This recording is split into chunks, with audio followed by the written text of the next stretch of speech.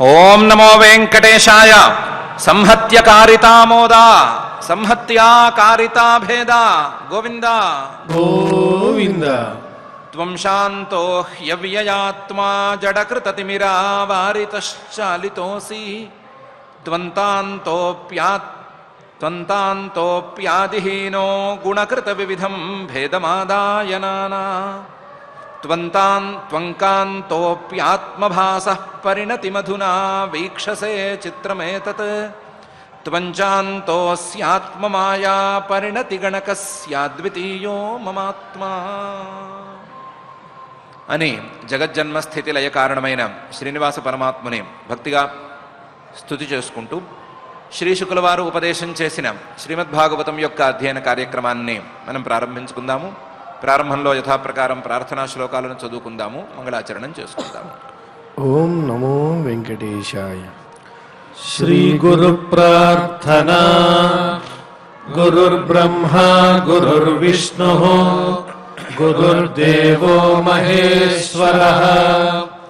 గురుః సాక్షాత్ పరం బ్రహ్మ తస్మై శ్రీ గురవే నమః.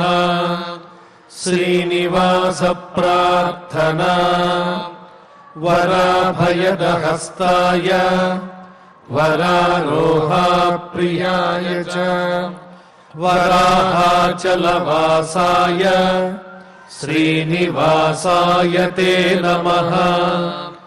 అథ సంకల్పః శ్రీమదాదివరాహ క్షేత్రే విరాజమానస్య నిత్యశుద్ధ బుద్ధ ముక్త స్వభావస్య లీలాగృహీత విగ్రహస్య శ్రీ పద్మావతీ జానేః అనుగ్రహేణ అస్మాకం సర్వేషాం బుద్ధిశుద్ధ్యర్థం విద్యాభివృద్ధ్యర్థం భక్తి జ్ఞాన వైరాగ్యాది తదనుకూల సర్వసంపత్ సమృద్ధ్యర్థం శ్రీ పరమేశ్వర ప్రీత్యర్థం శ్రీమద్భాగవత పాఠం కరిష్యామహే.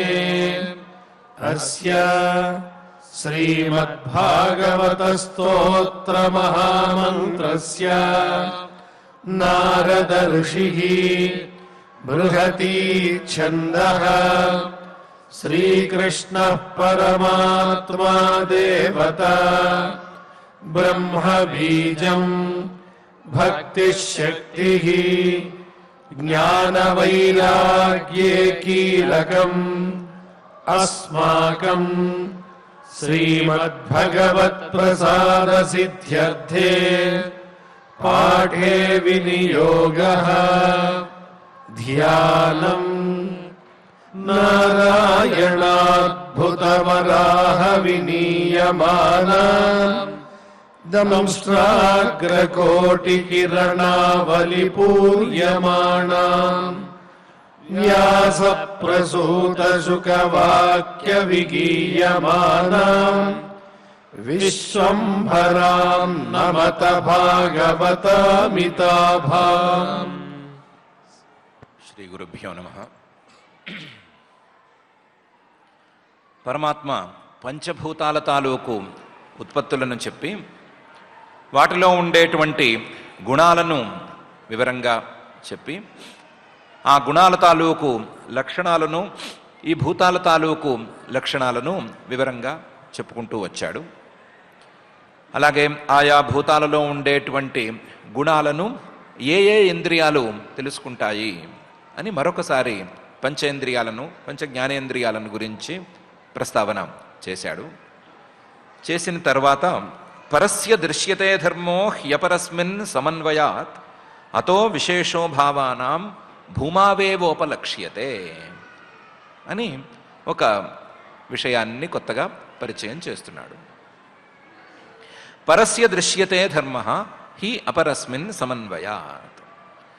ఈ పంచభూతాలలో మొదలు ఆకాశం, తర్వాత వాయువు, తర్వాత తేజస్సు, తర్వాత నీరు లేదా జలం, తర్వాత భూమి లేదా పృథివీ, వీటిని ఈ వరుసలోనే ఎందుకు చెప్పుకున్నాము అంటే, ఆకాశం అనేది వాయువుకి కారణమవుతుంది, వాయువు తేజస్సుకి కారణమవుతుంది, తేజస్సు జలానికి, జలమేమో పృథివికి అని ఒకదానికి ఒకటి కారణాలు అవుతూ ఉంటాయి.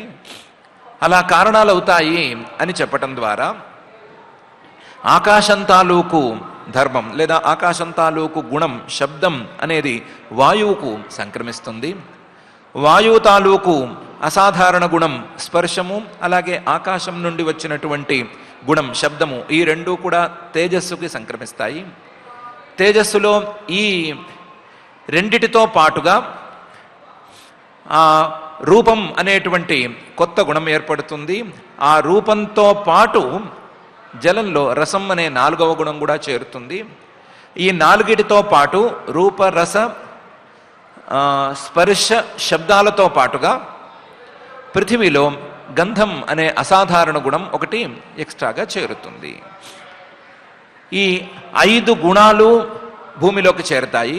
4 ఏమో నీటిలో ఉంటాయి, 3 తేజస్సులో ఉంటాయి, 2 వాయువులో, ఆకాశంలో 1 అనే తేడా కూడా దీనివల్ల ఏర్పడుతుంది. అందువల్ల పరస్య దృశ్యతే ధర్మ, పరస్య అంటే పైన ఉండేటువంటి భూతం తాలూకు ధర్మ, అపరస్మిన్ రెండో భూతంలో, 3వ భూతంలో, 4వ భూతంలో, 5వ భూతంలో అనే తీరులో క్రమక్రమంగా సంక్రమిస్తూ ఉంటాయి. పరస్య దృశ్యతే ధర్మ హి అపరస్మిన్. దానికి కారణం సమన్వయ, ఒకదానికి ఒకటి కారణం అవ్వటం వలన, ఆ కారణం అనేది కార్యంలో చేరిపోతూ ఉండటం వలన, సమన్వయం అనేటువంటి చేరిక వలన ఈ అసాధారణ గుణంతో పాటుగా వెనకాల ఉండే గుణం కూడా వస్తుంది. సమన్వయాత్ అతః, అందువల్ల విశేషో భావానాం భూమావేవ ఉపలక్ష్యతే. 5 గుణాలు భూమిలోనే కనిపిస్తూ ఉంటాయి. 5 గుణాలు కాక 4 గుణాలు జలంలో కనిపిస్తాయి, 3 గుణాలు తేజస్సులో, 2 గుణాలు వాయువులో, 1 గుణమేమో ఆకాశంలో కనిపిస్తుంది. అందువల్ల భూమి అనేది అన్నిటికంటే స్థూలంగా, అన్నిటికంటే ఎక్కువ గుణాలు కలిగినదిగా మనకు అనుభవంలోకి వస్తుంది అని కొత్త విషయాన్ని చెప్తున్నాడు. పరస్య దృశ్యతే ధర్మ హి అపరస్మిన్ సమన్వయాత్ అతో విశేషో భావానాం భూమావేవ ఉపలభ్యతే, భూమావేవ ఉపలక్ష్యతే అనే ఈ శ్లోకంలో. ఇలా పంచభూతాల తాలూకు సృష్టి పూర్తయిన తర్వాత ఒక్కొక్క భూతంలోనూ తర్వాత వచ్చేటువంటి భూతంలో ఒక్కొక్క భూతంలోనూ ఒక్కొక్క గుణం ఎక్స్ట్రాగా చేరుతూ మొదలైన తర్వాత స్థూలమైనటువంటి పృథివీ అనేది ఏర్పడిన తర్వాత, ఇంత జరిగిన తర్వాత కూడా ఏతాన్యసంహత్య యదా మహదాదీని సప్తవై కాలకర్మ గుణోపేత జగదాది రూపావిశత్ అనే తీరులో ఈ సృష్టి అనేది లేదా ఈ ఉత్పత్తి అనేది పూర్తి కాలేదు. ఇవి వేటికవి విడివిడిగా ఉన్నాయి. మహత్తత్వం విడిగా ఉంది, అహంకారతత్వం విడిగా ఉంది, పంచమహాభూతాలు విడిగా ఉన్నాయి, ఇంద్రియాలు విడిగా ఉన్నాయి, అలాగే గుణాలు విడిగా ఉన్నాయి, వాటికి విడిగా ఉన్నాయి. వేటికవి విడివిడిగా ఉంటే గనక ఇవి సృష్టి అనేటువంటి పద్ధతిలోకి రావు, లేదా సృష్టి యొక్క ప్రయోజనాన్ని సాధించలేవు. అందువల్ల ఏతాని ఈ పుట్టినవన్నీ కూడా అసంహత్య ఒకదాన్ని ఒకటి కలుసుకోలేక, యదా మహదాదీని మహత్తత్వం నుంచి ఈ భూమి వరకు ఉండేటువంటి తత్వాలన్నీ కూడా ఒకదాన్ని ఒకటి కలుసుకోలేకపోయినాయో, మహదాదీని సప్త అప్పుడు పుట్టుకొచ్చినవన్నీ కూడా కలవలేకపోయినాయో, అప్పుడు వీటన్నిటినీ కలపటానికి వీటిల్లోకి ఆ పరమాత్మ చేరాడు. కాల కర్మ గుణోపేత జగదాది ఉపావిశత్. దానికి కాలం అనేది సరిగ్గా రావటంతో, కాలం అనేది సమీపించటంతో, కర్మ జీవులు చేసుకున్నటువంటి కర్మలు తమ యొక్క ఫలితాలను అందించటానికి సిద్ధంగా ఉండటంతో, గుణ ప్రకృతిలో ప్రధానంలో ఉండేటువంటి గుణాలు మేము చేసేటువంటి సృష్టి పరిపూర్ణం కావాలి అన్నట్లుగా అవి కూడా పనిచేస్తూ ఉండటంతో కాల కర్మ గుణోపేత, ఈ కాలంతోనూ కర్మలతోనూ గుణంతోనూ కలిసినటువంటి ఆ జగదాది, ఈ సృష్టి మొత్తానికి మూలమైనటువంటి ఆ పరమాత్మ జగదాది ఉపావిశత్, ఈ చేసినటువంటి సృష్టిలోకి చేరాడు, తాను కూడా ఈ సృష్టిలో కలిసిపోయాడు అని పరమాత్మ చెప్తున్నాడు. ఏతాన్యసంహత్య యదా మహదాదీని సప్తవై కాలకర్మ గుణోపేత జగదాది రూపావిశత్ అనే ఈ శ్లోకంలో. ఈ శ్లోకంలో చెప్పదలుచుకున్నటువంటి ప్రధానమైన విషయం, ఎంత సృష్టి చేసినా సరే ఆ సృష్టి మొత్తం జడం లేదా గుణాలు, 3 గుణాలు అనే ప్రకృతి తాలూకు సృష్టి. ఈ ప్రకృతి తాలూకు సృష్టి అంటే విడివిడిగా సృష్టి అయిపోయినట్లుంటుంది. కానీ ఈ సృష్టి అనేది ఎవరో ఒకళ్ళు ఇందులోకి చేరి ఈ సృష్టి ద్వారా అందుకోవలసినటువంటి భోగాన్ని అందుకోలేకపోతే పరిపూర్ణం కాదు. ఇల్లు చాలా చక్కగా కట్టారు, కావలసిన పనులన్నీ చేయించారు, అన్ని రకాల సౌకర్యాలు అమర్చారు, కానీ ఆ ఇంట్లోకి ఎవరూ ప్రవేశించట్లేదు, ఎవరు ఆ ఇంట్లో నివాసం ఉండట్లేదు అంటే ఆ ఇల్లు కట్టనట్లా అంటే కట్టనట్లే అనే ఎక్కువ చెప్తాము. చూడటానికి కట్టినట్లుంటుంది కానీ ఫలితం దృష్టితో చూసినప్పుడు దానికి ఏమీ ప్రయోజనం లేదు కాబట్టి కట్టనట్లయిపోతుంది. అలాగే ఇంత పెద్ద సృష్టి, ఇల్లు కంటే చాలా కోట్ల రెట్టు పెద్దగా ఉండేటువంటి సృష్టి, అది కేవలం దేనికి దానికి విడివిడిగా ఉంటే గనక దానివల్ల ప్రయోజనం అనేది అందుకునేందుకు ఎవరు అందులోకి చేరకపోతే ఈ సృష్టి జరిగినట్లే కాదు, అసలు ఈ సృష్టి వల్ల ఉపయోగం ఉండకుండా పోతుంది అని ఆ సృష్టి ప్రయోజనాన్ని అందుకోవటానికి, జీవులందరికీ అందించటానికి పరమాత్మ ఆ సృష్టిలో చేరాడు అని చెప్పదలుచుకుంటూ ఈ శ్లోకాన్ని చెప్తున్నారు. తతః, ఆ తర్వాత ఏం జరిగింది అంటే, తతస్తేనానువిద్ధేభ్య యుక్తేభ్యోండమచేతనం ఉత్థితం పురుషో యస్మాత్ ఉదతిష్ఠదసౌ విరాట్ అనే తీరులో జరిగింది అని పరమాత్మే చెప్తున్నాడు.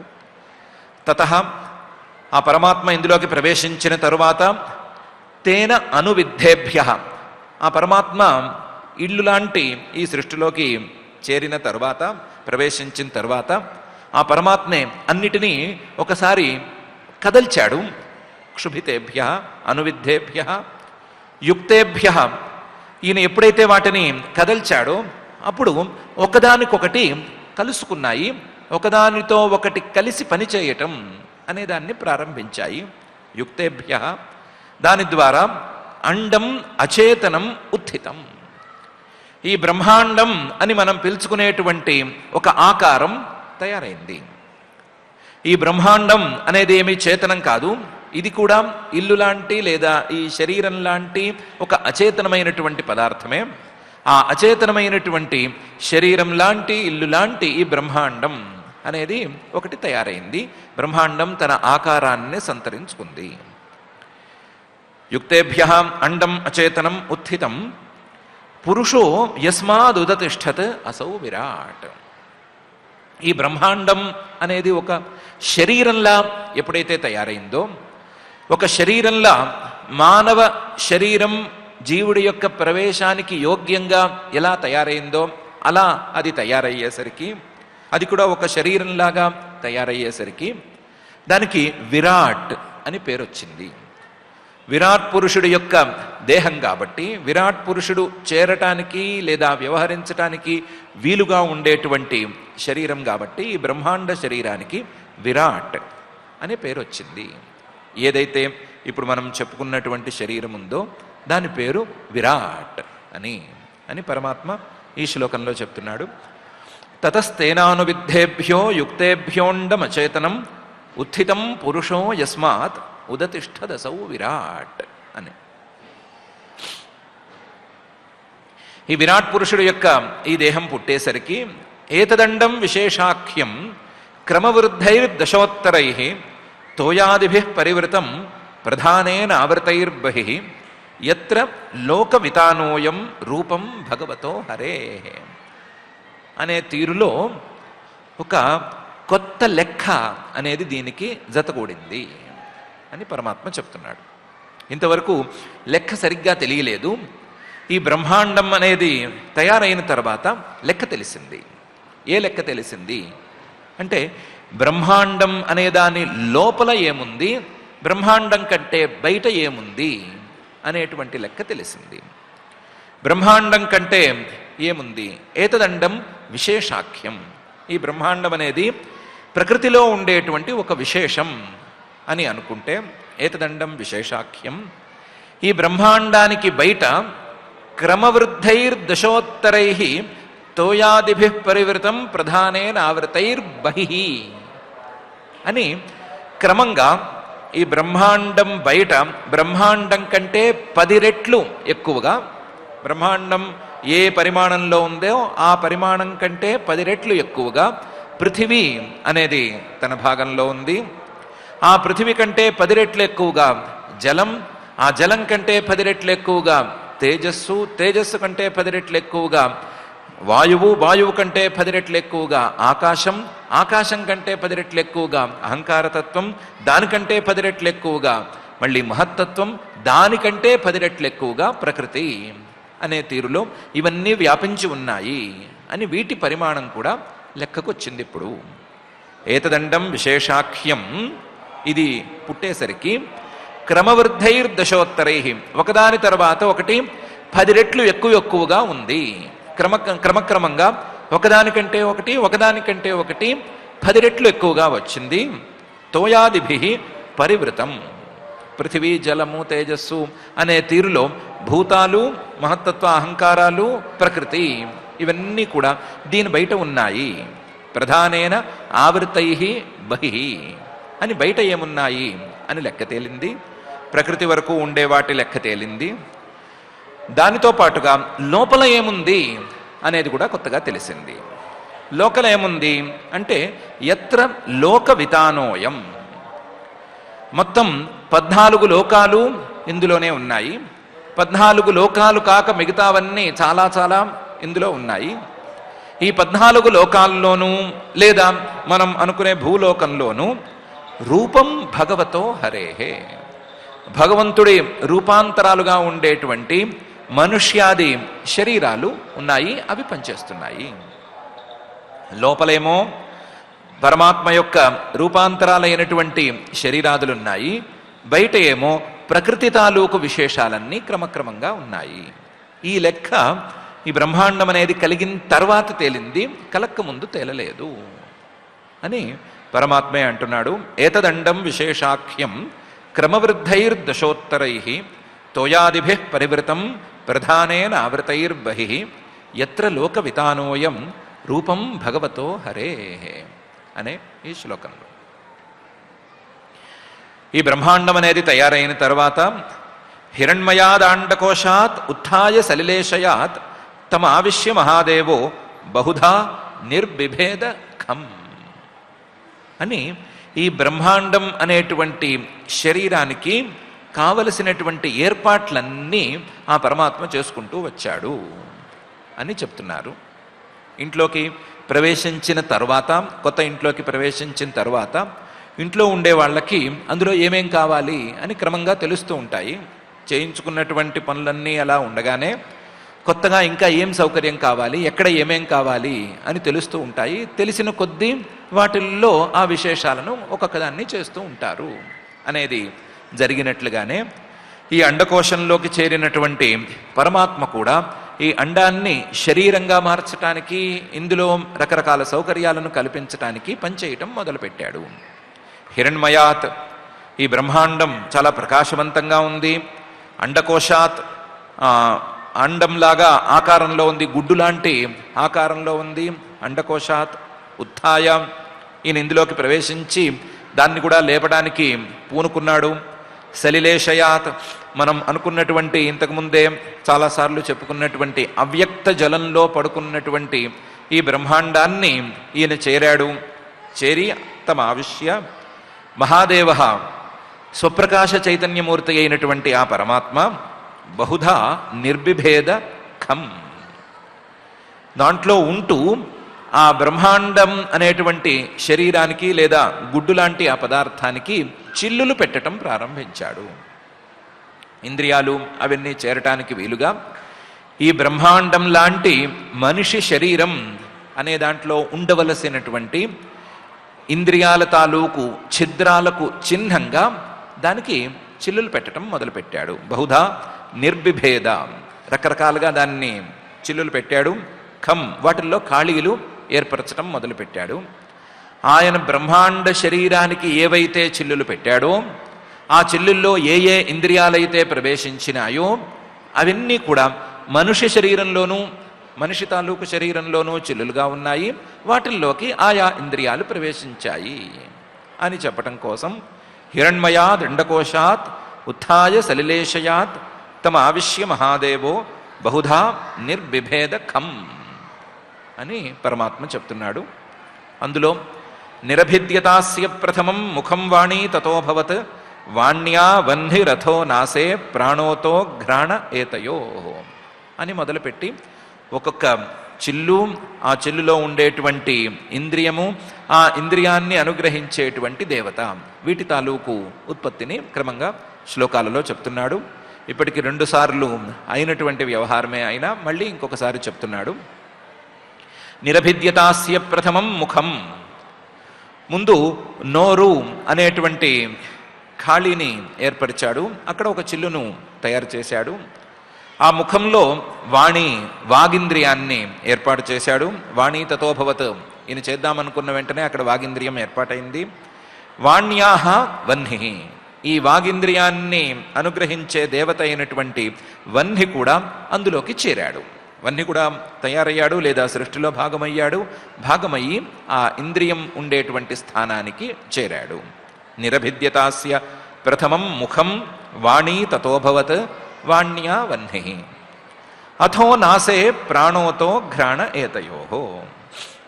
అథో నాసే, ఆ ముఖం తర్వాత ముఖం పైన ఉండే నోరు పైన ఉండేటువంటి నాసికారంధ్రాలను ఏర్పాటు చేశాడు.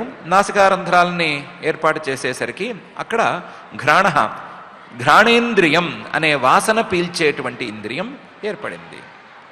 అందులోనూ ఈ ఘ్రాణేంద్రియం ప్రాణోత, వాయువు సరిగ్గా పనిచేస్తేనే పనిచేసేటువంటి ఇంద్రియం. వాయువు సరిగ్గా గనక వీస్తేనే వాసన పీల్చగలిగినటువంటి ఇంద్రియం.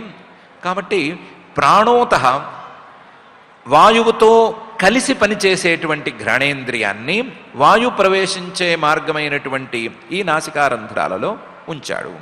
ప్రాణోత ఘ్రాణ ఏతయో.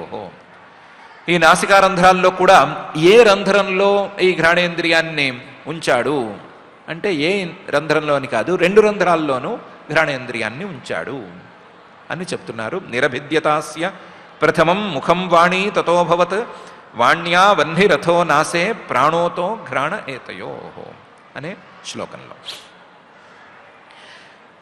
ఇదైన తర్వాత దేవత ఉత్పత్తి చెప్పాలి, పైన ఇంద్రియాల ఉత్పత్తి చెప్పాలి. అందుకని ఘ్రాణాద్వాయురభిద్గేతాం అక్షిణీ చక్షురేతయో తస్మాత్ సూర్యో వ్యభిద్గేతాం కర్ణౌ శ్రోత్రం తతో దిశ అని పై శ్లోకంలో ఈ ఇంద్రియం తాలూకు దేవతని మరొక 2 చిల్లులు, 2 ఇంద్రియాలు, 2 దేవతలని చెప్పేస్తున్నాడు. ఘ్రాణాద్వాయు, ఘ్రాణేంద్రియాన్ని అనుగ్రహించేటువంటి దేవత అయినటువంటి వాయువును కూడా అక్కడే ప్రవేశపెట్టాడు. అభిద్యేతాం, ఈ దేవత, ఇంద్రియము, చిల్లు ఈ 3 కూడా ఏర్పాటైపోయినాయి. తర్వాత ముక్కు రంధ్రాలకు పైన ఉండేటువంటి కళ్ళ రంధ్రాలను అక్షిణి, వాటిని తయారు చేశాడు.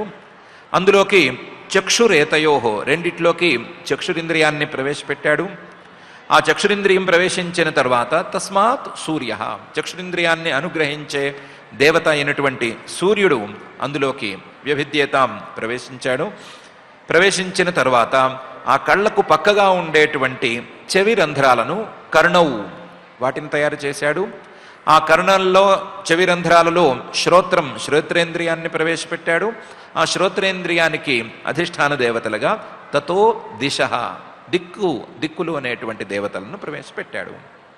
ఘ్రాణాద్వాయురభిద్గేతాం అక్షిణీ చక్షురేతయో తస్మాత్ సూర్యో వ్యభిద్యేతాం కర్ణౌ శ్రోత్రం తతో దిశ అని పరమాత్మ ఈ భాగంలో అంటున్నాడు. ఇదైన తర్వాత నిర్బిభేద విరాజస్త్వక్ రోమ శ్వశ్రుమాదయస్తత తత ఓషధయశ్చాసన్ శిష్ణం నిర్బిభేదే తత అని పై శ్లోకంలో నిర్బిభేద విరాజస్త్వక్, ఈ కర్ణరంధ్రాలు కూడా పుట్టిన తర్వాత విరాజ విరాట్ పురుష దేహానికి త్వక్ అంటే చర్మం అనేది తయారైంది.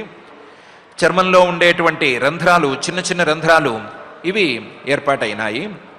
అవి ఏర్పాటయ్యేసరికి అక్కడ రోమ శ్మశ్రువాదయ, రోమాలు, శ్మశ్రుబులు, కేశాలు ఇవన్నీ కూడా తయారైనాయి.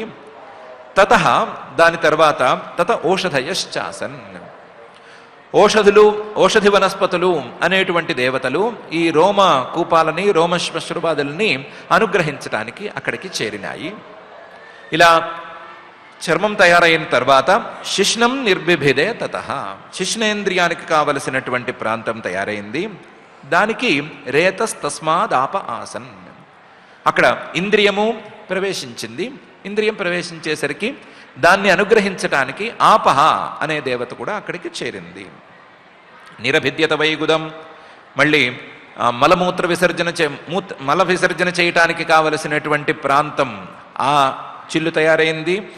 గుదాదపానో అపానాచ్చ మృత్యుర్లోక భయంకర, ఆ ప్రాంతంలో ఉండవలసినటువంటి అపానేంద్రియం అనేటువంటి పాయువింద్రియం ఒకటి తయారైంది.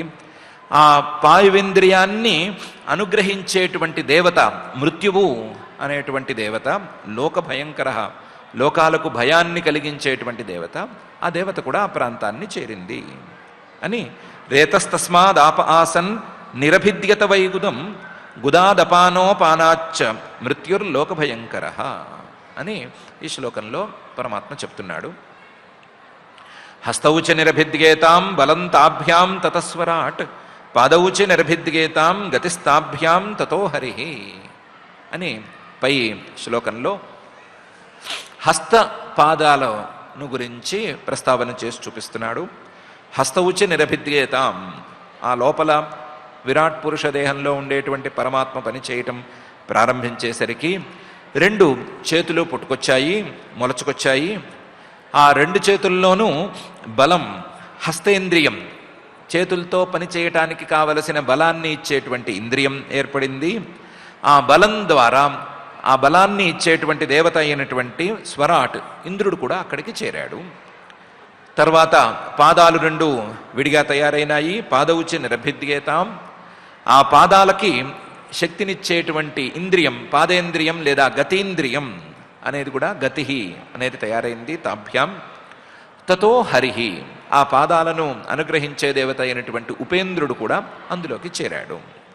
హస్తౌచ నిరభిద్యేతాం బలం తాభ్యాం తతస్వరాట్ పాదౌచ నిరభిద్యేతాం గతిస్తాభ్యాం తతో హరిహి అని ఈ రెండు ఇంద్రియాల తాలూకు ఉత్పత్తిని పరమాత్మ చెప్తున్నాడు. దీని తర్వాత ఈ బ్రహ్మాండం లోపల లేదా శరీరం లోపల నాడ్యోస్య నిరభిద్యంత తాభ్యో లోహితం ఆభృతం నద్యస్తత సమభవన్ ఉదరం నిరభిద్యత అని ఈ శరీరం లోపల నాడులు తయారైనాయి. నాడులు తయారైనాయి అంటే కేవలం నాడులు అంటే గుండ్రంగా ఉండే తీగల్లాంటివే కావు. ఆ తీగల లోపల చిల్లులు కూడా ఉండాలి. తీగల లోపల రక్తం ప్రవహించడానికి కావలసిన ఖాళీ ఉండాలి. ఆ ఖాళీతో సహా నాడ్యోస్య నిరభిద్యంత లోపల తయారైనాయి. ఆ నాడుల లోపల తాభ్యో లోహితం ఆభృతం, రక్తం ఆ నాడుల నిండా, ఏ నాడుల్లో రక్తం ఉండాలో ఆ నాడుల నిండా కూడా రక్తం అనేది నిండుకుంది. తాభ్యో లోహితం ఆభృతం, ఈ నాడులు రక్తము వీటిని నిర్ణయించేటువంటి, వీటిని అనుగ్రహించేటువంటి దేవతలు నదులు అనేటువంటి దేవతలు ఇవి కూడా లోపలికి చేరినాయి. నద్యస్తత సమభరన్ అని నాడులు, నాడుల్లో ఉండేటువంటి రక్తం, రక్తాన్ని అనుగ్రహించే నాడులను అనుగ్రహించేటువంటి నదులు, ఈ మూడు కూడా శరీరంలోకి చేరుకున్నాయి అని చెప్తున్నాడు. ఇదైన తర్వాత చాలా పెద్ద చిల్లైనటువంటి, మన శరీరంలో చాలా పెద్ద చిల్లైనటువంటి ఉదరం నిరభిద్యత, కడుపు అనేటువంటి చిల్లు ఏర్పడింది. ఈ కడుపులో క్షుత్పిపాసే తతస్యాతాం సముద్రస్త్వేతయోరభూత్ అథాస్య హృదయం భిన్నం హృదయాన్ మన ఉత్థితం అని కడుపులో ఉండవలసినటువంటి క్షుత్ పిపాసే, క్షుత్ ఆకలి, పిపాస దాహం అనే రెండు ఏర్పడినాయి. ఇవి వాస్తవానికి ఇంద్రియాలు కావు, కానీ కడుపులో ఉండేటువంటి భావాలు, కడుపులో ఉండవలసినటువంటి భావాలు ఈ రెండు ఏర్పడినాయి. ఈ రెండిటికీ కూడా సముద్ర అనే ఆయన దేవత సముద్రస్త్వేతయోరభూత్, క్షుత్తు ఆకలికి, పిపాస దాహానికి రెండిటికీ కూడా సముద్రుడు దేవత. ఆ సముద్రుడు కూడా ఈ ఉదరాన్ని చేరాడు. ఇలా ఉదరం వ్యవహారం పూర్తయిపోయిన తర్వాత అథాస్య హృదయం భిన్నం, ఈ లోపల బ్రహ్మాండ శరీరం లోపల హృదయాకారంలో ఒక చిన్న చిల్లు ఏర్పడింది. దానికి హృదయాన్ మనః ఉత్థితం, ఆ హృదయాకార ఛిద్రంలో మనస్సు అనేటువంటి ఇంద్రియం ఏర్పడింది. మనసశ్చంద్రమా జాతో బుద్ధేర్గిరాంపతి అహంకారస్తతో రుద్ర చిత్తం చైత్యస్తతో భవత్ అనే తీరులో ఈ హృదయంలో అంతఃకరణం అనేటువంటి ఒక ఇంద్రియం ప్రవేశించింది. మనః ఉత్థితం అంటే అంతఃకరణం ప్రవేశించింది. ఆ అంతఃకరణం ప్రధానంగా 4 రకాలుగా పనిచేస్తుంది. ఆ 4 రకాలుగా పనిచేసేటువంటి 4 ముఖాలు కూడా, 4 కోణాలు కూడా దానికి అక్కడ ఏర్పడ్డాయి అని. మనః ఒకటి సంకల్ప వికల్పాదులను చేసేటువంటి మనస్సు అనేది ఏర్పడింది. ఆ మనస్సును అనుగ్రహించేటువంటి చంద్రమాహ, చంద్రుడు అనే దేవత కూడా అక్కడికే చేరాడు. మనసః చంద్రమాహ జాతః. మళ్ళీ అక్కడే దాని యొక్క ఇంకొక కోణమైనటువంటి నిర్ణయాన్ని చేసే బుద్ధి అనేది కూడా అక్కడే చేరింది. బుద్ధేర్ గిరాంపతి, బుద్ధిని అనుగ్రహించేటువంటి గిరాంపతి, సరస్వతీదేవికి పతి అయినటువంటి బ్రహ్మగారు కూడా అక్కడే చేరాడు. అహంకార, నేను అనే భావనను మొదలుపెట్టేటువంటి భాగం కూడా అక్కడే తయారైంది. అహంకారస్తతో రుద్ర, దాన్ని అనుగ్రహించేటువంటి రుద్రుడు, అవసరమైతే దాన్ని రూపుమాపేటువంటి రుద్రుడు కూడా అక్కడే దేవతగా చేరాడు. చిత్తం చైత్యస్తతో భవత్, ఈ 3 కోణాలు అయిన తర్వాత చిత్తం అనేటువంటి 4వ కోణం కూడా ఏర్పడింది. ఈ 4వ కోణమే చాలా ప్రధానమైనటువంటి కోణం. చిత్తం అనే కోణమే, మనస్సు తాలూకు ఈ కోణమే చాలా ప్రధానం. ఈ ప్రధానమైనటువంటి కోణాన్ని అనుగ్రహించటానికి, దాన్ని తన చేతుల్లో ఉంచుకోవటానికి చైత్య అనే తీరులో పరమాత్మే తానే ప్రవేశించాడు. వాసుదేవ అని ఇంతకుముందు చెప్పుకున్నటువంటి పరమాత్మే ఆ చైత్యగా ప్రవేశించాడు. ఈ వాసుదేవ అనేటువంటి వాడే వెనకాల ఉండి ఈ చిత్తాన్ని నడిపిస్తూ ఉంటాడు. ముందేమో క్షేత్రజ్ఞ లేదా జీవుడు అనేవాడు తాను పని చేస్తున్నట్లుగా కనిపిస్తాడు, కానీ పని చేయించేది, నడిపించేది వెనకాల ఉండేటువంటి ఈయన చైత్య లేదా క్షేత్రజ్ఞ లేదా వాసుదేవ అనేటువంటి ఆయనే. ఆయన వెనకాల ఉండి తాను కూడా దీంతో పని చేయిస్తూ దీన్ని నడిపించటం అనేది చేస్తున్నాడు అని. మనసశ్చంద్రమాజాతో బుద్ధిర్బుద్ధేర్గిరాంపతి అహంకారస్తతో రుద్ర చిత్తం చైత్యస్తతో భవత్ అనే శ్లోకంలో పరమాత్మ చెప్తున్నాడు. చెప్తూ ఏతే హ్యభ్యుత్థితా దైవాః నైవాస్యోత్థాపనే శకన్ పునరావివిశుఃఖాని తముత్థాపయితుం క్రమాత్ అని ఇంకొకసారి ఈ కాన్సెప్ట్ని అర్థమయ్యేందుకు వీలుగా దీన్నే ప్రారంభించి చెప్తున్నాడు. పరమాత్మ ఈ సృష్టిలోకి ప్రవేశించింది, లేదా ఈ బ్రహ్మాండ శరీరంలోకి ప్రవేశించింది, లేదా ఏదైనా ఒక శరీరంలోకి ప్రవేశిస్తున్నది ఆ శరీరాన్ని పట్టి లేపటానికి కదా, దానితో పని చేయించటానికి, లేదా దానితో ఏదో ఒక ఫలితాన్ని సాధింపజేయటానికి కదా. అలా సాధింపజేయటం అనేది ఆయన వల్ల తప్ప ఈ శరీరంలో ఉన్న, ఈ శరీరంలో పనిచేస్తున్న మరెవరి వల్ల కాదు అనేది చాలా ప్రధానమైనటువంటి అంశం. ఏతేహి అభ్యుత్థితా దేవాః. ఇప్పుడు ఇంద్రియాలు కలిగినాయి. ఇంద్రియాల ద్వారా ఇంద్రియాలను అనుగ్రహించే దేవతలు చేరారు, ఇంద్రియాలు చేరాయి, దేవతలు చేరారు. చేరినా సరే నైవ అస్య ఉత్థాపనే అశకన్, ఈ శరీరాన్ని పట్టి నిలబెట్టడానికి కానీ లేదా ఈ శరీరాన్ని పని చేయించటానికి కానీ ఈ శరీరం వెళ్ళవలసిన తీరులో వెళ్ళటానికి కానీ కావలసిన శక్తిని వాళ్ళు అందించలేరు. నైవ అస్య ఉత్థాపనే అశకన్. కానీ వీళ్ళు ఈ శరీరంలో పూర్తిగా వేస్ట్ అని కూడా చెప్పుకోలేము. పునః తథాపి ఆవివిషు ఖాని, వాళ్ళు కూడా ఈ శరీరంలోకి చేరారు. వీళ్ళు పూర్తిగా అక్కర్లేదు, అవసరం లేదు అని చెప్పుకోలేము, కానీ వీళ్లతోనే పని జరుగుతుంది అని మాత్రం చెప్పడానికి వీల్లేదు. పునరావివిషు ఖాని తముత్థాపయితుం క్రమాత్. ఒక్కొక్కళ్ళు కూడా ఈ శరీరాన్ని పట్టి లేపుదాము అని, ఈ శరీరంతో పనిచేద్దాము అని కానీ ప్రయత్నం చేశారు. చేసినా సరే వాళ్ళు ఫెయిల్ అయ్యారు.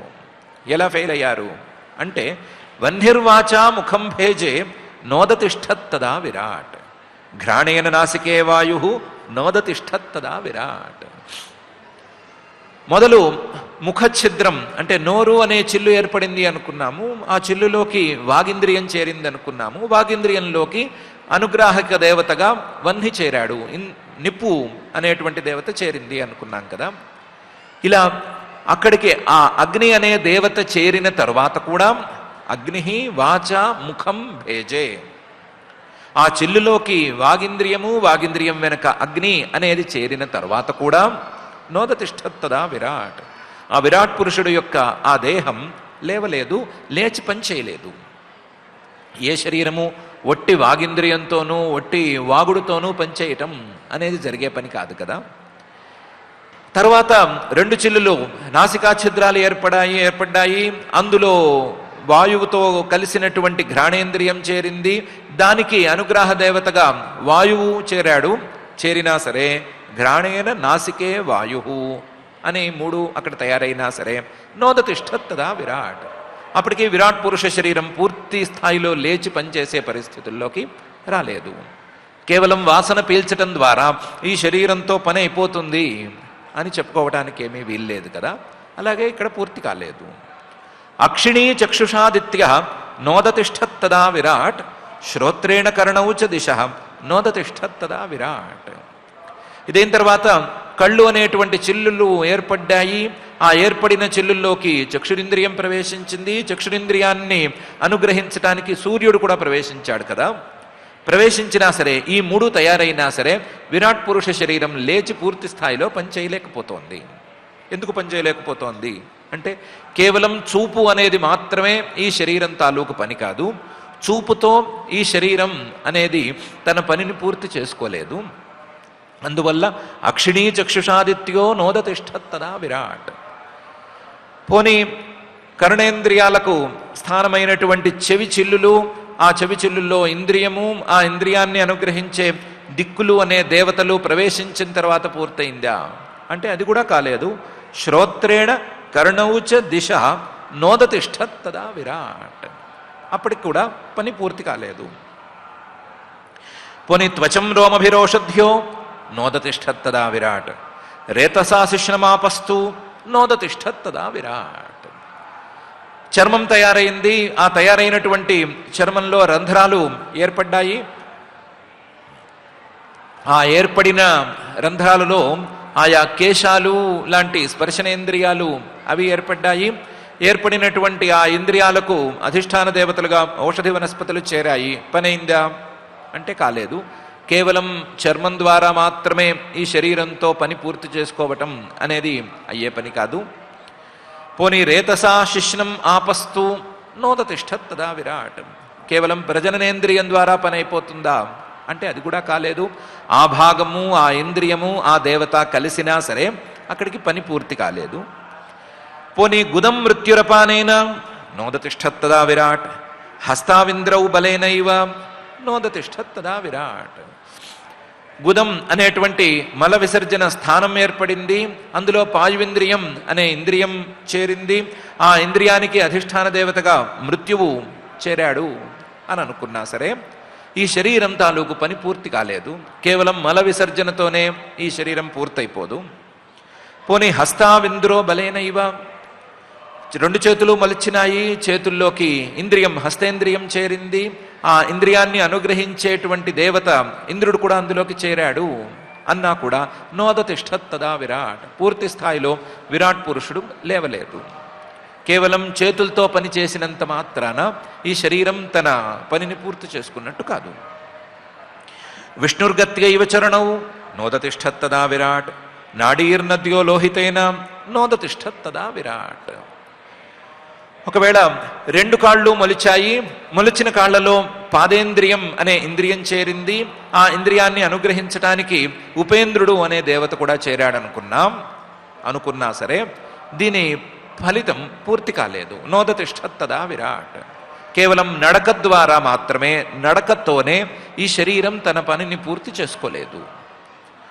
నాడీర్నద్యో లోహితేన, ఈ శరీరంలో నాడులు ఏర్పడ్డాయి, నాడుల్లో మధ్యలో చిల్లులు వచ్చినాయి, చిల్లుల్లోకి రక్తం ప్రవేశించింది, ఆ రక్తాన్ని అనుగ్రహించటానికి నదులు లోపలికి చేరినాయి అని అనుకుంటే శరీరంలో రక్తం ప్రవహించినంత మాత్రాన ఈ శరీరం తన పనిని పూర్తి చేసుకోలేదు. కాబట్టి నాడీర్నద్యో లోహితేన నోదతిష్ఠత్తదా విరాట్. పోనీ క్షుత్రుభ్యాముదరం సింధు నోదతిష్ఠత్తదా విరాట్. హృదయం మనసా చంద్ర నోదతిష్ఠత్తదా విరాట్. ఉదరం అనేటువంటి పెద్ద చిల్లు అనేది ఏర్పడింది, దాంట్లో క్షుత్రుటులు, తినాలనే కోరిక ఆకలి, తాగాలనే కోరిక దాహం, ఈ రెండూ ఏర్పడ్డాయి. వాటి రెండిటినీ అనుగ్రహించేందుకు సముద్రుడు అనే దేవత కూడా చేరాడు అని అనుకుందాము అంటే దానివల్ల కూడా విరాట్ పురుష దేహం అనేది పూర్తి కాలేదు. కేవలం తిండి తిని కాలం గడిపేద్దామని అనుకున్నా సరే అది శరీరం తాలూకు పూర్తి ఫలితం కావటం లేదు.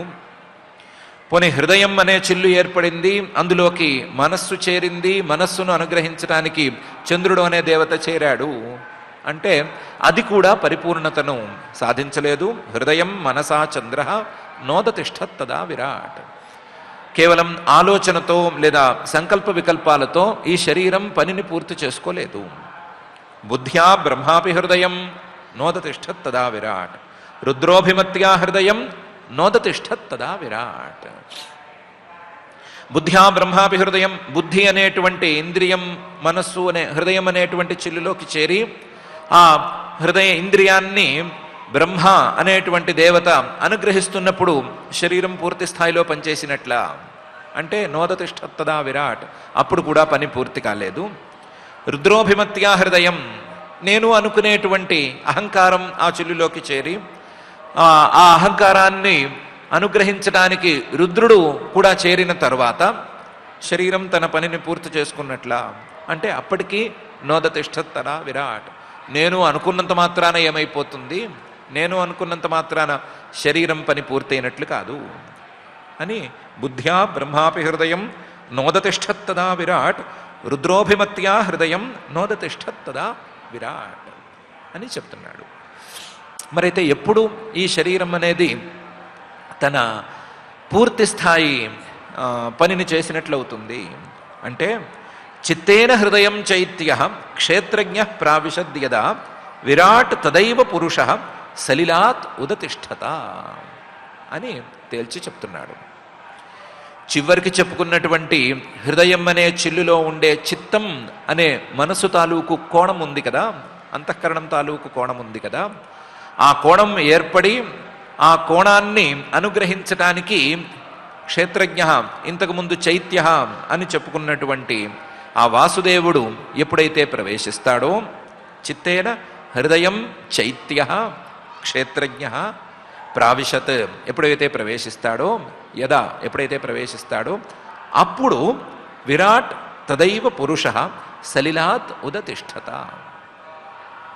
ఈ శరీరాన్ని పరిపూర్ణం చేసేటువంటి పురుషుడు అనేవాడు, శరీరాలన్నిటినీ కూడా పరిపూర్ణం చేసేటువంటి ఆ పురుషుడు సకల శరీరాల సమాహారమైనటువంటి బ్రహ్మాండ శరీరంలోకి ఎప్పుడైతే ప్రవేశించాడో, ప్రవేశించి అందులో ఉండేటువంటి చిత్తం అనే భాగాన్ని తన చేతుల్లోకి తీసుకున్నాడో, తీసుకుని కనిపించకుండా వెనకాల ఉండి క్షేత్రజ్ఞ అనే తీరులో బయటికి జీవుణ్ణి కనిపించేటట్లు ఎప్పుడైతే చేయటం ప్రారంభించాడో, ఈ జీవుడు ప్రవేశించిన తరువాత, జీవుడు వెనకాల ఉండేటువంటి పరమాత్మ అనేటువంటి ఆయన ప్రవేశించిన తరువాత ఈ శరీరం పూర్తిగా లేచినట్లయింది. ఇప్పుడు మిగతా వాళ్ళందరి యొక్క ప్రవేశానికి ఫలితం కూడా ఈ శరీరం అందుకున్నట్లయింది.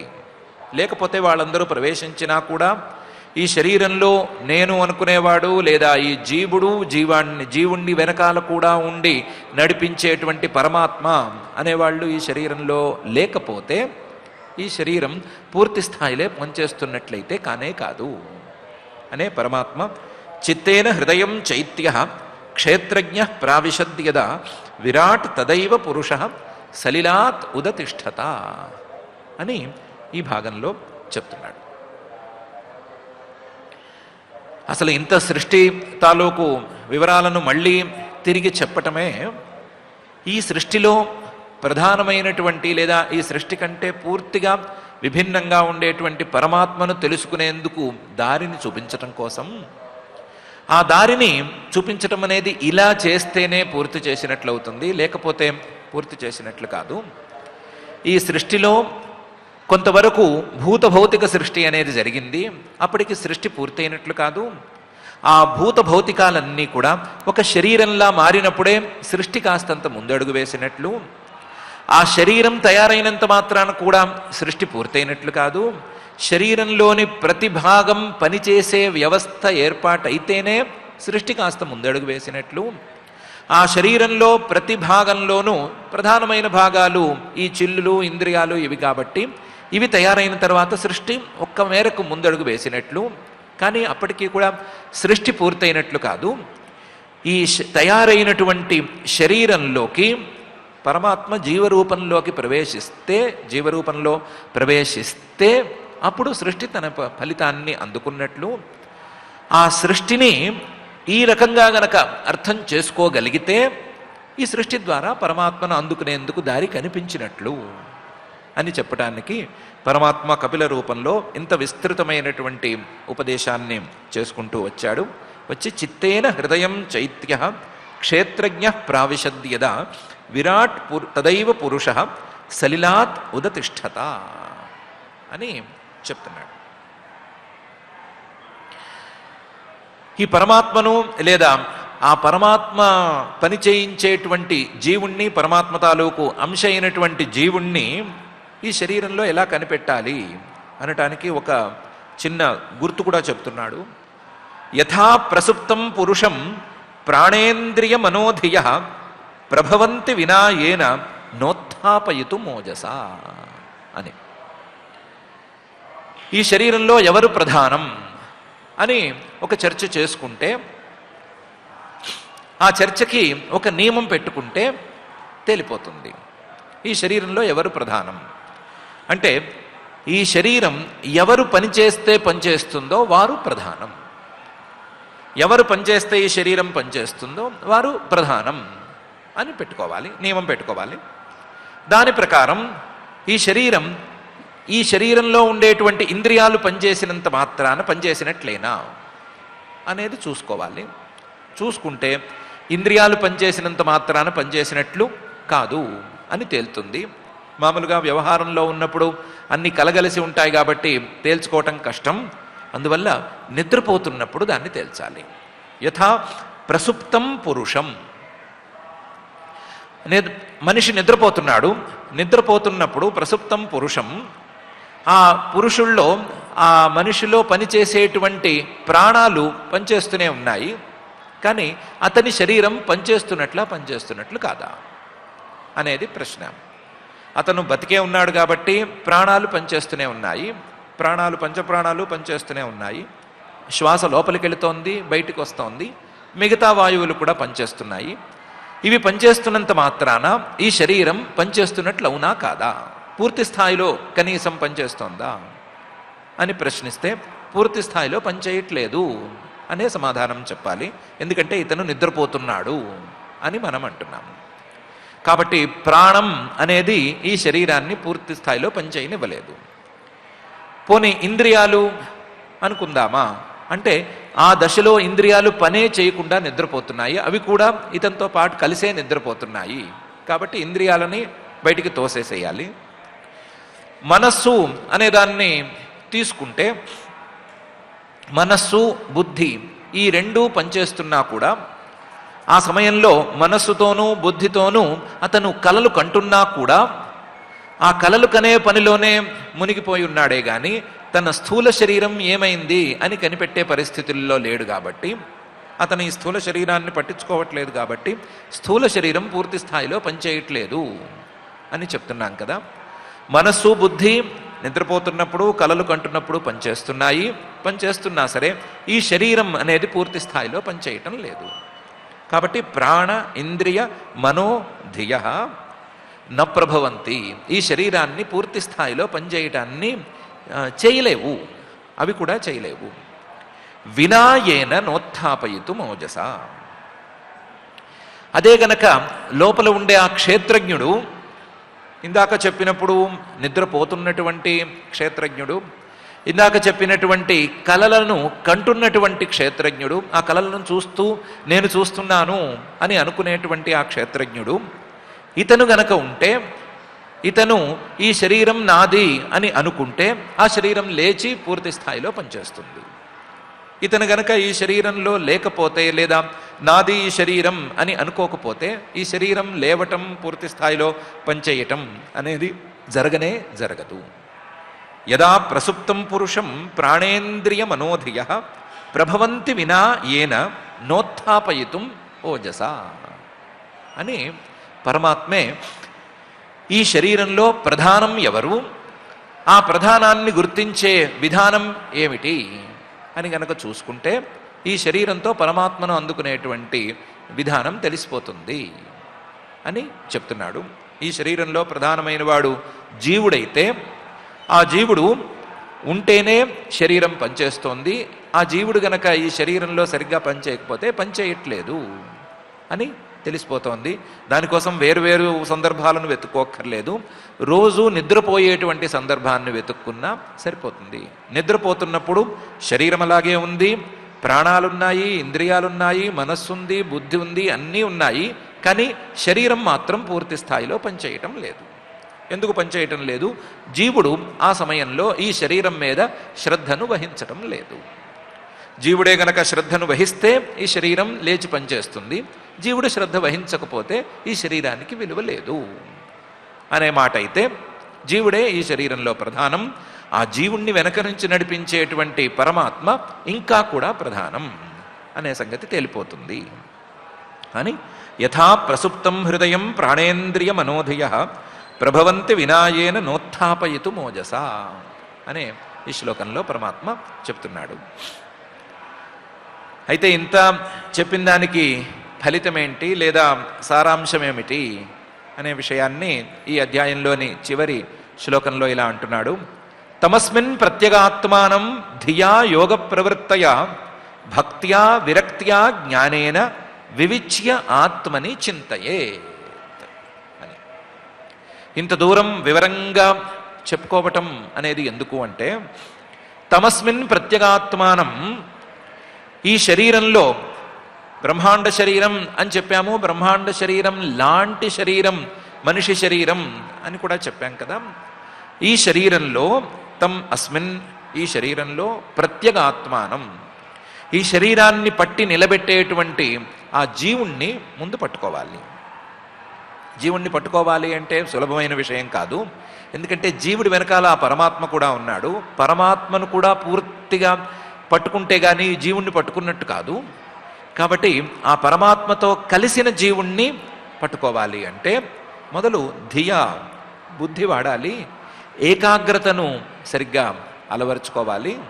బుద్ధిని మిగతా వాటి మీదకు మళ్లించటం మానేసి ఇతని మీదకు మళ్లించటం అనేది చేసుకోవాలి, ఏకాగ్రతను సాధించాలి. దానికోసం కావాలి అంటే యోగ ప్రవృత్తయ, యోగ అభ్యాసం చేసుకోవాలి, ఏకాగ్రతను సాధించేటువంటి యోగాభ్యాసం అనేది చేసుకోవాలి. చేసుకుని బుద్ధికి ఏకాగ్రతను సాధించాలి, సాధించి ఇతన్ని పట్టుకోవాలి. ఇతన్ని అంటే కేవలం ఇతన్ని పట్టుకుంటే సరిపోదు, ఇతని వెనకాల ఉండే అసలు హీరోని కూడా పట్టుకోవాలి. దానికి ఏం చేయాలి అంటే భక్త్యా, ముందు ఇతని మీద ఇతని వెనకాల ఉండే పరమాత్మ మీద భక్తిని, ప్రేమను మొదలు నిలబెట్టుకోవాలి. విరక్త్యా, వీళ్ళిద్దరూ కాక లేదా ఈ రూపం కాక మిగతా అంశాలన్నిటి మీద కూడా వైరాగ్యాన్ని సాధించుకోవాలి. సాధించుకుని దానికి తగ్గ జ్ఞానాన్ని ముందే సాధించి పెట్టుకుని దాని ద్వారా జ్ఞానాన్ని తర్వాత సాధించుకోవాలి. జ్ఞానేన వివిచ్య, ప్రకృతి పురుష వివేకాన్ని సరిగ్గా సాధించి ఆ వివేకంతో ఆత్మని చింతయే, తన శరీరంలోనే చింతన చేయటం, తన శరీరంలోనే ఇతన్ని అందుకునేందుకు ఆలోచన చేయటం అనేది ప్రారంభించాలి. ఇలా ప్రారంభిస్తే ఇతని యొక్క అంతు చిక్కుతుంది అని తమస్మిన్ ప్రత్యేగాత్మానం ధియా యోగ ప్రవృత్తయ భక్త్యా విరక్త్యా జ్ఞానేన వివిచ్యాత్మని చింతయేత్ అనే ఈ శ్లోకంలో పరమాత్మ చెప్తున్నాడు. చెబుతూ 72 శ్లోకాలు కలిగినటువంటి కాపిలేయోపాఖ్యానంలో తత్వ సమాఖ్యానం అనేటువంటి ఈ అధ్యాయాన్ని ఇక్కడికి పూర్తి చేసేస్తున్నాడు. ఈ అధ్యాయంలో ప్రధానంగా ప్రకృతితో మొదలుపెట్టి ఈ సృష్టి మొత్తం జరిగినటువంటి విధానం, ఆ విధానం తరువాత సృష్టిలో భాగంగా ఉండే మహత్తత్వము, అహంకారము, పంచమహాభూతాలు, ఇంద్రియాలు, దేవతలు, శరీరము, శరీరంలో మళ్ళీ ఛిద్రాలు, వీటన్నిటి తాలూకు ఉత్పత్తులన్నిటినీ క్రమంగా చెప్పి అందులో కొన్ని అవసరమైనటువంటి తత్వాలకు లక్షణాలు వీటన్నిటిని కూడా చెప్పి చివరికి వీటన్నిటి ద్వారా పరమాత్మను అందుకునేందుకు విధానం అనేదాన్ని తమస్మిన్ ప్రత్యేగాత్మానం అనే చివరి శ్లోకంలో చెప్పటం అనేది ఉంది. మొత్తం ప్రకరణాన్ని జాగ్రత్తగా పరిశీలించుకుంటే ఈ మొత్తం ప్రకరణం కూడా పరమాత్మను అందుకోవటానికి లేదా పరమాత్మను తెలుసుకోవటానికి వీలుగా మన ముందున్న సృష్టిని అర్థం చేసుకునేటువంటి విధానాన్ని తెలియచేయటం అనేదాన్నే ప్రధానంగా చూపిస్తోంది. సృష్టిని అర్థం చేసుకున్న విధానం వేరు, అర్థం చేసుకోవలసిన విధానం వేరు. అర్థం చేసుకున్న విధానం నాకు ఇది ఉపకరిస్తోంది అనేటువంటి విధానం, అర్థం చేసుకోవలసిన విధానం అది అసలు ఎలా పుట్టుకొచ్చింది, ఎక్కడి నుంచి పుట్టింది, ఎక్కడి నుంచి పుట్టి ఎక్కడికి మళ్ళీ చేరిపోతోంది అని తెలుసుకోవలసిన విధానం. ఎక్కడి నుంచి పుట్టి ఎక్కడికి చేరిపోతోంది అని తెలుసుకున్నాం. అసలు నాకు ఉపకరిస్తోంది కదా, మరి నేనెవరు అనే ప్రశ్నకు సమాధానం తెలుసుకున్నాం. లేకపోతే నన్ను వెనకాల నుండి నడిపిస్తున్నది ఎవరు, ఈ శరీరంలో ఎవరు ప్రధానం అనే విషయాన్ని తెలుసుకున్నా సమాధానాలన్నీ సవ్యంగా సరిగ్గా వస్తాయి. ఏ రకమైన ప్రశ్న వేసుకున్నా సరే చివరికి ఆ పరమాత్మను అందుకోవటానికి వీలుగా ఈ సృష్టిని వాడుకోవటం అనేది చేయాలి అనే అభిప్రాయాన్ని ఈ అధ్యాయంలో పరమాత్మ ప్రత్యేకించి వ్యక్తపరిచాడు. వ్యక్తపరిచి ఈ తత్వ సమాఖ్యానం అనే అధ్యాయాన్ని తత్వాలను లెక్కగట్టి చూపించటం అనేటువంటి అంశాన్ని ఇంతటితో పూర్తి చేసేస్తున్నాడు. ఒక చిన్న అంశం మిగిలి ఉంది, దాని గురించి ఒక 2 నిమిషాలైనా చర్చించుకోవాలి మనం. ఇప్పుడు ఇదే తత్వ సమాఖ్యానం లేదా ఇదే సృష్టి వ్యవహారం నారాయణుడు బ్రహ్మగారికి చెప్పాడు అని చెప్పారు. మళ్ళీ మైత్రేయ మహర్షి గారు 2 సార్లు విదురుడికి చెప్పారు. ఇప్పుడు కపిలుడు దేవహూతికి చెప్తున్నట్లుగా మనందరికీ చెప్తున్నాడు. ఒకే విషయాన్ని 3 సార్లు చెప్పారు, పునరుక్తి దోషం కాదు అని కూడా అనుకున్నాం. పునరుక్తి దోషం కాకపోవచ్చు, ఓకే. కానీ ఈ పునరుక్తిలో కూడా చిన్న చిన్న మార్పులు ఉన్నాయి. చిన్న చిన్న మార్పులు 3 సందర్భాలను విడివిడిగా పరిశీలించుకున్నప్పుడు తెలుస్తున్నాయి. ఒకప్పుడు ఈ చర్మంలో స్పర్శనేంద్రియం లేదా త్వగింద్రియం ఉంది అని చెప్పారు. కానీ ఈ సందర్భంలో మనం ఇప్పుడు చెప్పుకున్నటువంటి తత్వ సంఖ్యానం అనే ప్రకరణంలో స్పర్శేంద్రియం లేదా త్వగింద్రియం గురించి ప్రస్తావనే లేదు. ఇక్కడ ఉన్నది కేవలం కేశాలు, రోమాలు, వీటి గురించి ప్రస్తావనే.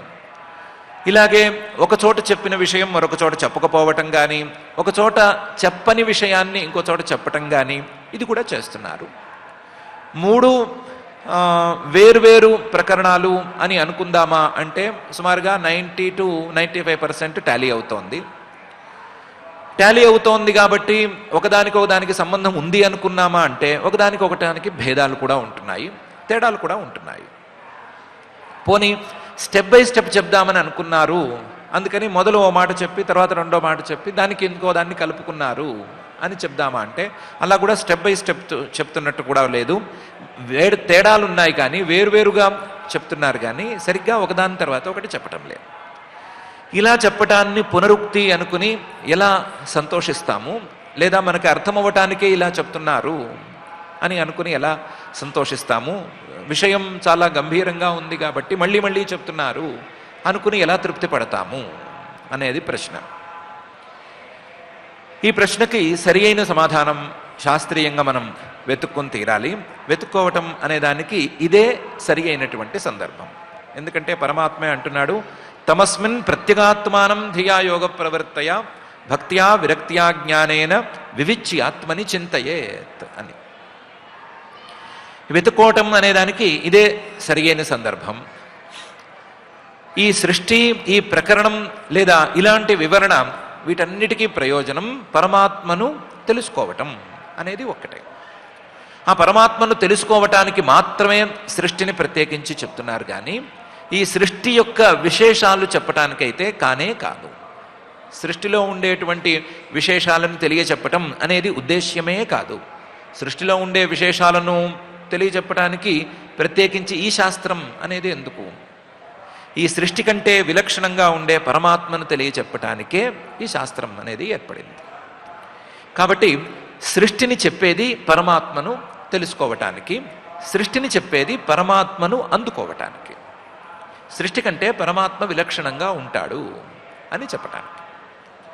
అలా చెప్పేటప్పుడు సృష్టిని గనక సరిగ్గా ఒకే విధంగా చెప్పుకుంటూ వెళితే, సృష్టిని స్టెప్ బై స్టెప్ చెప్పుకుంటూ వెళితే, ఇంతవరకు ఇంత సృష్టి చెప్పాము, తర్వాత ఇది అనే మాట గనక మాట్లాడితే ఈ సృష్టి మీద శ్రద్ధ పెరిగేందుకు ఆస్కారం ఉంది.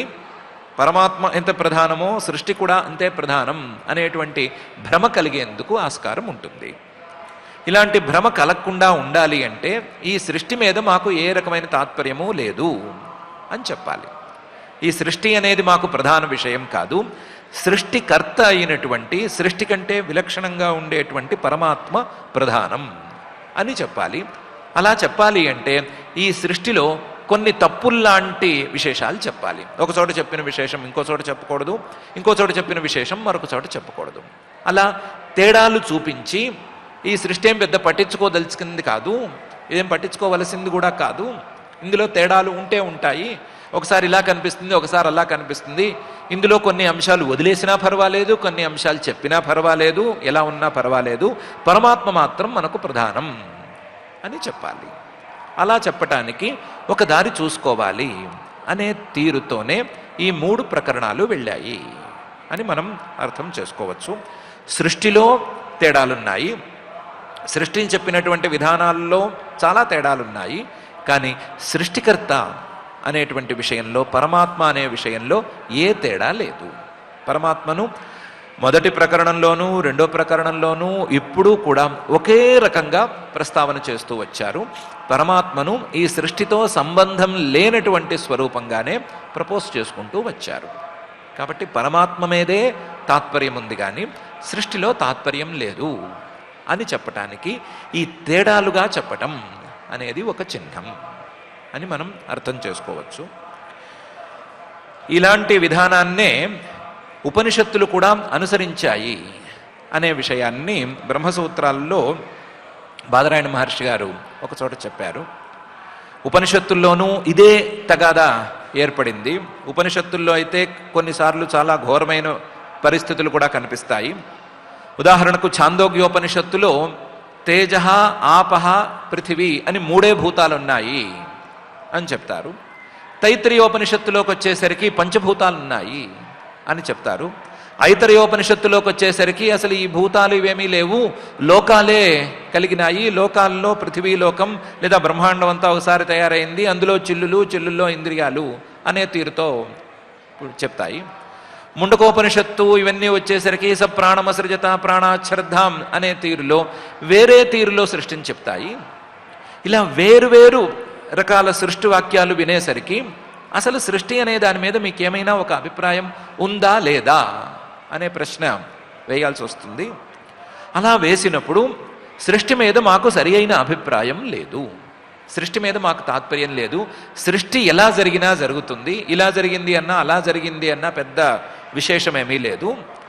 కారణత్వేన చాకాశాదిషు యథా వ్యపతిష్టోక్తే అనే విషయం మీదే మాకు తాత్పర్యం. ఈ సృష్టిని ప్రత్యేకించి మేము ప్రస్తావన చేయదలుచుకోలేదు, సృష్టిని ప్రత్యేకించి చెప్పదలుచుకోలేదు. ఈ సృష్టికి కారణమైనటువంటి పరమాత్మను ప్రపోజ్ చేయదలుచుకున్నాము, పరమాత్మను ప్రజెంట్ చేయదలుచుకున్నాము. ఆ పరమాత్మను చెప్పేటప్పుడు మాత్రం ఛాందోగ్యోపనిషత్తులో చెప్పినా, తైత్రీయోపనిషత్తులో చెప్పినా, ఐతరేయంలో చెప్పినా, ముండకంలో చెప్పినా, లేకపోతే ప్రశ్న ఉపనిషత్తులో చెప్పినా, ఎక్కడ చెప్పినా సరే సమానంగానే ప్రతిపాదన చేస్తాము. ఆకాశాదిషు కారణత్వేన యథా వ్యపదిష్టోక్తే. ఇంకో ఉపనిషత్తులో మరో ఉపనిషత్తులో పరమాత్మ చేతనం అని చెబితే ఒక ఉపనిషత్తు పరమాత్మ చేతనుడు కాదు అని పొరపాటున కూడా చెప్పదు.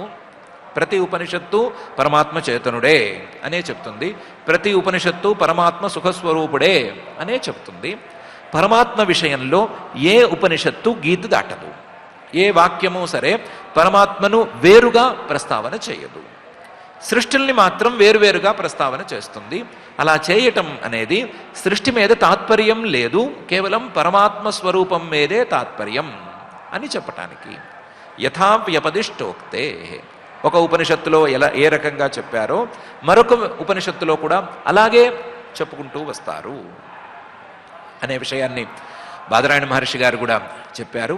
ఆ చెప్పినటువంటి ఉపనిషత్తుల విధానాన్నే అనుసరిస్తూ ఈ శ్రీమద్భాగవతంలో కూడా అటు నారాయణుడు కానీ, లేదా మైత్రేయ మహర్షి గారు కానీ, లేదా స్వయంగా పరమాత్మే కపిలుడుగా వచ్చినప్పుడు కానీ వేరువేరుగా చెబుతూ, సృష్టిని మాత్రం వేరువేరుగా చెబుతూ, ఆ సృష్టికర్త అయినటువంటి సృష్టికి కారణమైనటువంటి పరమాత్మను మాత్రం సమానంగా చెప్పటం మాత్రమే కాకుండా ఆ పరమాత్మను అందుకోవటానికి సాధనాలను కూడా సమానంగా చెప్పుకుంటూ వస్తున్నారు. పరమాత్మను అందుకోవటానికి సమానమైన సాధనం భక్తి అని 3 ప్రకరణాల్లోనూ చెప్పుకుంటూ వస్తున్నారు. ఆ పరమాత్మను ఈ శరీరంలోనే అందుకోవాలి, ఈ శరీరం ద్వారానే అందుకోవాలి అని కూడా చెప్పుకుంటూ వస్తున్నారు అనే విషయం ప్రధానంగా మనం ఇక్కడ తెలుసుకోవాలి. దాన్ని యథా సౌకర్యంగా తెలుసుకుంటూ ఈ సృష్టి ద్వారా పరమాత్మను అందుకునేటువంటి విధానం అనే విషయం మీద మన అవగాహనను ఇంకా కూడా పెంచుకుంటూ మనం పైకి వెళుతూ ఉందాం. మన అవగాహనను ఇంకా పెంచి ఈ సృష్టి మీద ఏమాత్రం శ్రద్ధ లేని పరిస్థితిని, సృష్టికర్త అయినటువంటి ఆ పరమాత్మ స్వరూపం మీద భక్తిని రెండిటిని పెంచమని ఆ జగజ్జన్మ స్థితి లయ కారణమైన శ్రీనివాస పరమాత్మనే భక్తిగా ప్రార్థించుకుందాం. ప్రార్థించుకుని పారాయణ కార్యక్రమాన్ని ప్రారంభించుకుందాం. ఈరోజు పారాయణ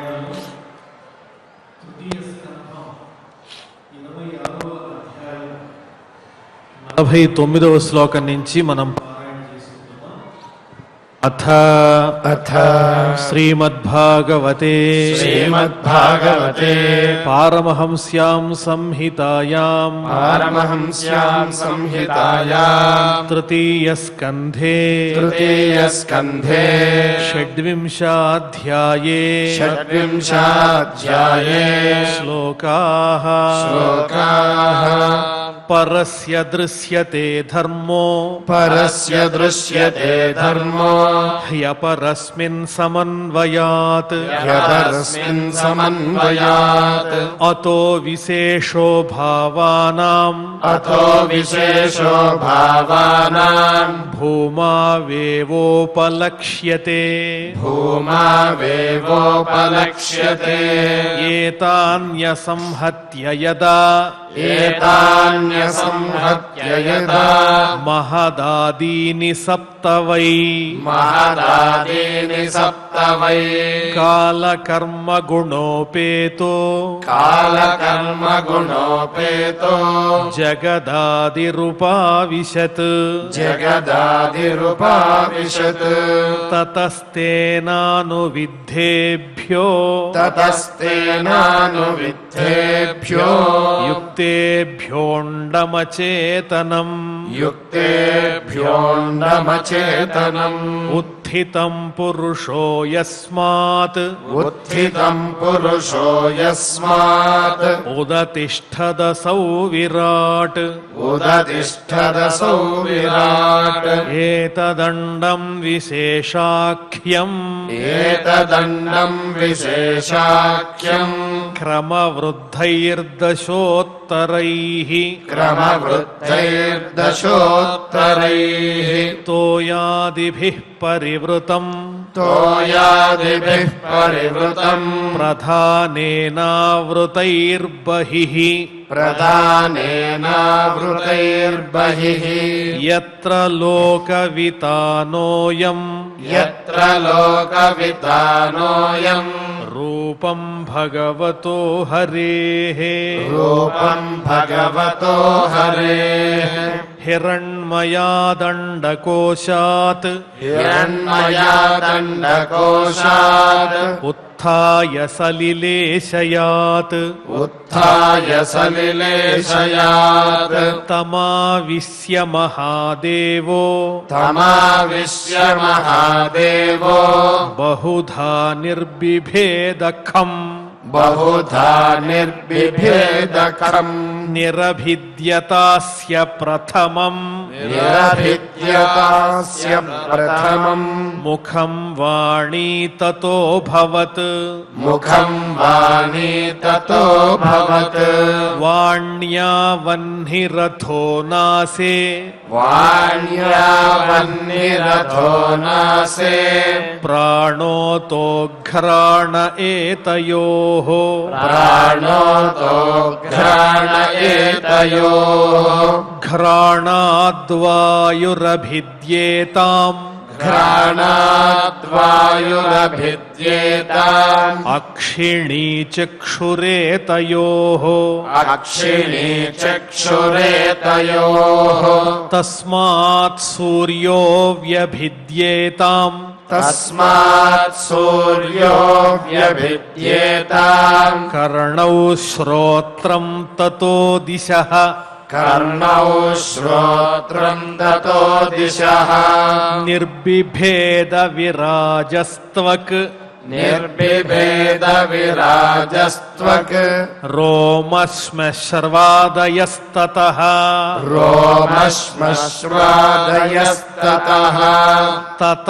ओषधयश्चासन् तत ओषधयश्चासन् शिश्नं निर्बिभिदे ततः शिष्णं निर्बिभिदे ततः रेतस्तस्मादाप आसन् रेतस्तस्मादाप आसन् निरभिद्यत वैगुदम् निरभिद्यत वैगुदम् गुदादपानोपानाच्च गुदादपानोपानाच्च मृत्युर्लोकभयङ्करः मृत्युर्लोकभयङ्करः हस्तौ च निरभिद्येताम् हस्तौ च निरभिद्येताम् बलन्ताभ्याम् ततस्वराट् बलन्ताभ्याम् ततः स्वराट् पादौ च निरभिद्येताम् पादौ च निरभिद्येताम् गतिस्ताभ्याम् ततो हरिः गतिस्ताभ्याम् ततो हरिः नाड्योऽस्य निरभिद्यन्त नाड्योऽस्य निरभिद्यन्त ताभ्यो लोहितमाभृतम् ताभ्यो लोहितमाभृतम् नद्यस्ततः समभवन् नद्यस्ततः समभवन् उदरं निरभिद्यत उदरम् निरभिद्यत क्षुत्पिपासे ततस्याताम् श्रुत्पिपासे ततस्याताम् समुद्रस्त्वेतयोरभूत् समुद्रस्त्वेतयोरभूत् अथास्य हृदयं भिन्नम् अथास्य हृदयम् भिन्नम् हृदयान्मन उत्थितम् హృదయాన్మనవుత్థితम् మనసశ్చంద్రమా జాతో మనసశ్చంద్రమా జాతో బుద్ధిర్బుద్ధేర్గిరాం పతిః బుద్ధిర్బుద్ధేర్గిరాం పతిః అహంకారస్తతో రుద్రః అహంకారస్తతో రుద్రః తం చైత్యస్తతో భవత్ చిత్తం చైత్యస్తతో భవత్ ఏతే హ్యభ్యుత్థితా దేవాః ఏతే హ్యభ్యుత్థితా దేవాః నైవాస్యోత్థాపనే శకన్ నైవాస్యోత్థాపనే శకన్ పునరావివిశుః ఖాని పునరావిశుఃఖాని తముత్థాపయితుం క్రమాత్ తముత్థాపయితుం క్రమాత్ వహ్నిర్వాచా ముఖం భేజే వహ్నిర్వాచా ముఖం భేజే నోదతిష్ఠత్తదా విరాట్ నోదతిష్ఠత్తదా విరాట్ ఘ్రాణేన నాసికే వాయుః ఘ్రాణేన నాసికే వాయుః నోదతిష్ఠత్తదా విరాట్ నోదతిష్ఠత్తదా విరాట్ అక్షిణీ చక్షుషాదిత్యో అక్షిణీ చక్షుషాదిత్యో నోదతిష్ఠత్తదా విరాట్ నోదతిష్ఠత్తదా విరాట్ శ్రోత్రేణ కర్ణౌ చ దిశో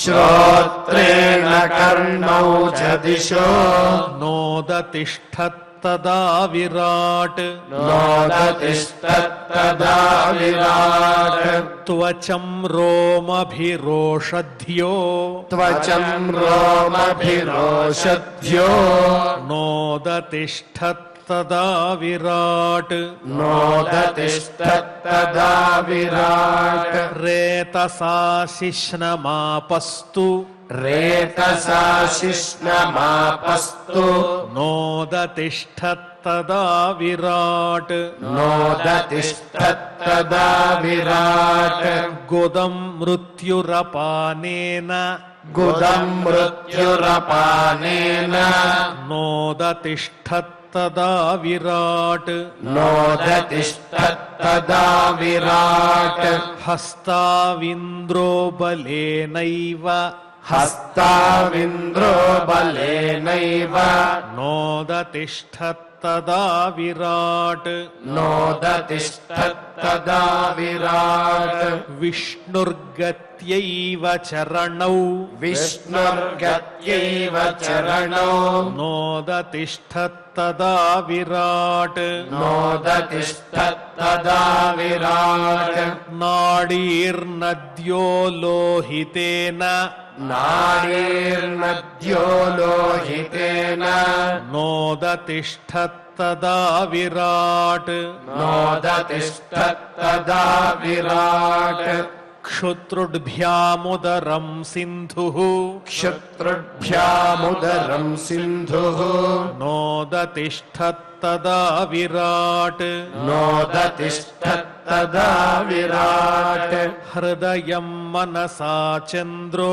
హృదయం మనసా చంద్రో నోదతిష్ఠత్తదా విరాట్ నోదతిష్ఠత్తదా విరాట్ బుద్ధ్యా బ్రహ్మాపి హృదయం బుద్ధ్యా బ్రహ్మాపి హృదయం నోదతిష్ఠత్తదా విరాట్ నోదతిష్ఠత్తదా విరాట్ రుద్రోభిమత్యా హృదయం రుద్రోభిమత్యా హృదయం నోదతిష్ఠత్తదా విరాట్ నోదతిష్ఠత్తదా విరాట్ చిత్తేన హృదయం చైత్యః चित्तेन हृदयं चैत्यः क्षेत्रज्ञः प्राविशद्यदा क्षेत्रज्ञः प्राविशद्यदा विराट् तदैव पुरुषः विराट् तदैव पुरुषः सलिलादुदतिष्ठत सलिलादुदतिष्ठत यथा प्रसुप्तं पुरुषं यथा प्रसुप्तं पुरुषं प्राणेन्द्रियमनोधियः प्राणेन्द्रियमनोधियः प्रभवन्ति विनायेन प्रभवन्ति विनायेन नोत्थापयितुमोजसा नोत्थापयितुमोजसा तमस्मिन् प्रत्यगात्मानम् तमस्मिन् प्रत्यगात्मानं धिया योगप्रवृत्तया धिया योगप्रवृत्तया भक्त्या विरक्त्या ज्ञानेन भक्त्या विरक्त्या ज्ञानेन विविच्यात्मनि चिन्तयेत् विविच्यात्मनि चिन्तयेत् इति इति श्रीमद्भागवते श्रीमद्भागवते पारमहंस्यां संहितायां पारमहंस्यां संहितायां तृतीयस्कन्धे तृतीयस्कन्धे షడ్వింశోऽధ్యాయः షడ్వింశోऽధ్యాయः పారాయణ కార్యక్రమాన్ని భక్తి శ్రద్ధలతో పరిపూర్ణం చేసుకున్నాం.